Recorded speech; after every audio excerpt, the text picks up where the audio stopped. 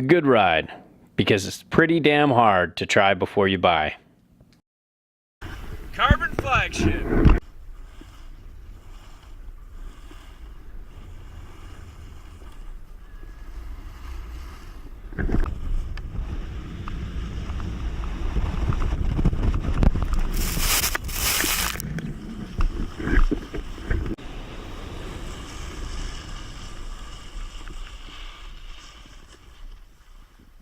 This is the good ride review of the Jones Carbon Flagship. And as you see beside me are two boards that I hear so much about in emails and review requests. So I had to compare all three today. I mainly rode this because I know this the least. I only took a run on this and a few runs on this.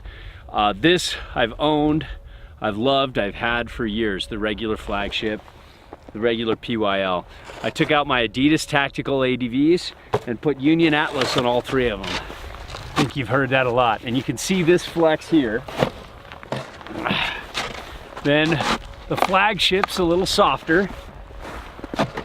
This is just straight up stiff. And then the pick your line is a little softer than both of those. This is on like the bottom end of medium stiff maybe. This is like medium stiff, and this is just stiff. And this thing is a beast. It's got some, you know, a little bit of spoon kind of technology in the tip and tail. I don't know if you can see that. And so does this. And I just took this out today, and there just wasn't enough speed I could give this board that could make it even falter. It was so damp and stable that it felt like you were riding like, maybe like, this is what I always thought of as like what pro racing skis are like. Just damp and unbelievably damp and stiff and mean. And you know, riding with shock absorbent bindings and shock absorbent boots, this is just unbelievable. It's a straight liner. But here's the interesting thing. If you want to skid out a turn, check the camber on the table review below, because you can see the camber profile. It's got a good bit of rocker. It's kind of camber between the feet going to rocker.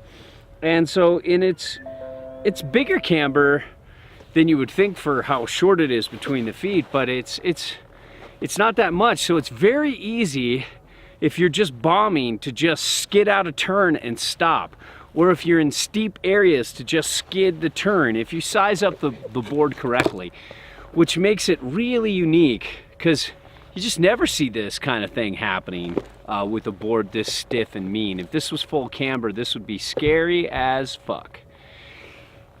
Thank God it's not. So if you want to bomb, I mean, and you have a shit ton of money, yeah, this is your board. For me, the Jones Flagship was all I needed. I still couldn't go fast enough to make this board chatter. Yeah, it felt maybe a touch softer and more flexy, you know, going down the hill, but I actually almost liked that a little bit better. And I liked that there was a little give. When I went through bumps on both these boards, this was a little more unforgiving, but I mean, still not bad. And this is way more damp. Since they've gone to SWS, it's really changed the way this board interacts. They both still get cranky in uneven afternoon resort snow on a, let's say a Saturday, you know, which is like the worst of the worst. Yeah, it still gets kind of bad and it gets cranky and it's a little difficult, but they can turn pretty well. They really favor a straight line. Now, if you want something with a little more, this I could bomb. Like after riding these two, I was going so fast I didn't even notice it, that when I got on this and I tried to bomb like I was on the Flagship and the Carbon Flagship, it wasn't working with the PYL. And it's stiffer this year, and it's still a board that can bomb. Don't get me wrong, but I started to feel a little chatter. The edge hold was a little better with the pick your line, and it was way more turny and way more surfy. This is more like point it and bomb it. but you can make really good, fun carving turns. And buttering is just out the door. Don't even bother. Even with the rocker and the nose and tail, I just couldn't do it. Maybe Jimbo could, but I'm in the Pacific Northwest now, and he's down in Mammoth. I miss you, Jimbo. Miss you too, Zobel. Miss you, Steph. Miss riding with you guys.